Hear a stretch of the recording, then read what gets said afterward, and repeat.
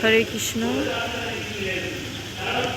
এখন আমরা এসেছি নারায়ণী ধাম। এখানে কৃষ্ণ আর সুদামা যখন গুরুকুলে থাকতেন, গুরুকুল থেকে শুকনো কাঠ সংগ্রহ করতে এসেছিলেন, কিন্তু ভারী বৃষ্টিপাত বজ্রপাতের জন্য ওনারা এই জায়গাটায় কাঠগুলো নামিয়ে রেখেছিলেন এবং নিজেরা একটা আশ্রয় নিয়েছিলেন। সেই কাঠগুলো থেকে প্রাণের সঞ্চার হয়ে এইসব বৃক্ষ এখনো পর্যন্ত আছে। শুধু ভাবুন যে কৃষ্ণ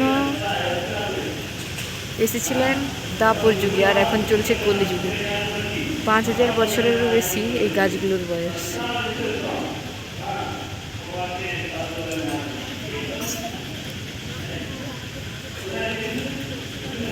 এইটা হচ্ছে কৃষ্ণ যেই কাঠটা নামিয়ে রেখেছিলেন।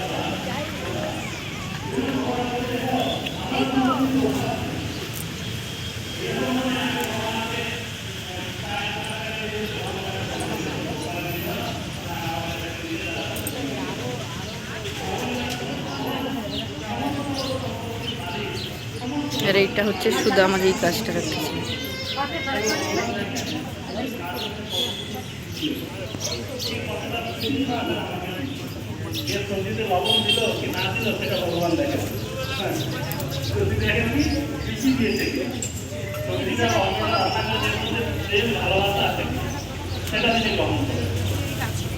কি বলছে তুমি যে আমার জন্য